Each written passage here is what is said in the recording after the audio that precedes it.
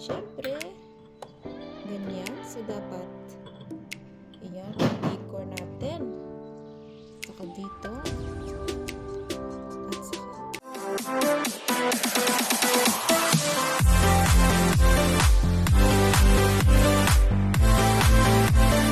So, hi guys. Ayan, luto tayo ng, kasi malamig ang panahon. So, again, magluluto tayo ng, ayan, maingay panahon. So, gawa na naman tayo ng sabaw. So, napaka-easy na ang sabaw kasi nga may ginawa ako kanina. So, pagkita ko sa inyo guys kasi nga nag-decor na tayo, no? So, busy sila. Iyon.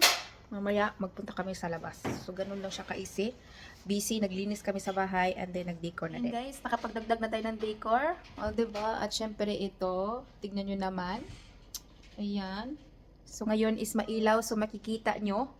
At syempre, meron pa guys. Meron pa! At syempre, 1st of December, dapat meron tayong kalendar. Hindi tayo pauli guys. So ito, pakita ko sa inyo. Dahil maaraw, ayan, makita nyo kung anong itsura dito sa bowl na to. O, diba? Ayan, mga ka-people. Ang ganda. Ito is maroon talaga siya. O, diba? Makikita nyo guys. So, very easy at simple lang ang ating decoration ngayon. Yun, maingay si Liit. So, ganun lang siya ka-easy. At syempre, hindi tayo pahuli. Ayan, meron tayong calendar sa akin yan. So, mamaya i-open natin guys. Hindi pa ako naka-start ng open. O, diba? At saka ito.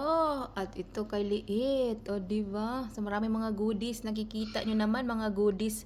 Kung anong gusto na kukuha. Yung iba nakuha na niya. O, diba? Isa-isa yung iba. Hindi pa guys. So, nasa number 3 pa tayo. At syempre, meron pa. O, ito sa kanyang ama.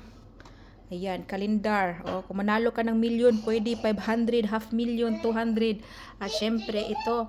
O, tuwang-tuwa naman si Liit dito. So, dalawa ang kanyang kalendar. So, bukas is number 4. At saka ito. At mamaya, pasilip natin sa inyo yung aking kalendar. O, diba? So, ganun lang siya. Woo! At ito pa, meron pa! Ayan, so tingnan natin. Merong snowman, chocolate. Ayan, kinain na to. O, diba? At saka ito, tungtuwa naman si Liit. So, lahat ng yan is makain. O, diba? Marami na naman siyang energy, guys. So, ganun lang siya. Ayan ang ilaw. At syempre, meron tayo yung bulaklak na ginawa ko. O, diba? Ayan. Buhay na buhay yan. Hindi yan fake. So, ganun siya, guys. Wow. Ito siya, guys. O, diba? Nakita nyo? Pinakita ko na to sa inyo. So, yung una, wala pa talaga siyang bulaklak. O, diba? So, ngayon ay meron na siyang bulaklak. Ayan, guys. Ang ganda nito. Tignan nyo. Hindi yan fake. Totoo po yan. At lumabas na po. O, diba? Maingay sila sa aking background. So, ganon. Very easy at simple lang. Ilagay lang natin to. Ganyan lang siya, guys. So, pakita ko lang sa inyo. At mag-decor lang tayo. So, ganyan lang siya ka-easy. O, diba? Lagay lang dito. Yan. At syempre, ganyan. So, dapat, yan, i-decor natin. At saka dito. At saka dito. O, diba? Paskong Pasko na, guys. So, ganyan lang siya ka-easy at simple.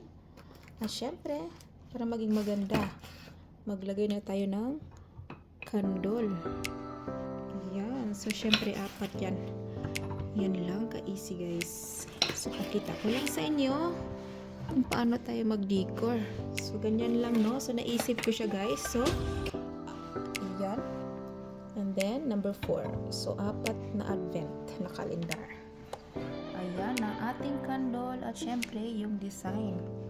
So, ganyan lang siya, guys. So, mamaya, ayan, ano na natin? So, ganun lang siya ka-easy. At syempre, dagdag natin to sa gilid. Si Santa. Diba? So, ganyan. Ilagay na din natin to. Kasi sa kabilang parts, nalagay na natin, guys. So, ganyan lang siya ka-easy. O, diba? Napaka-easy lang. At syempre, ito, nakita nyo? Wow! Ayan, see? Ano? Ang tawag sa amin is paper coffee house. At saka, kung sa English naman is gingerbread house. Okay? So, ganyan siya ang dami, guys. Ayan, napaka-easy. O, diba? Naka-ready na tayo. At syempre, dyan ay okay na sila. Ganyan lang po. Ayan.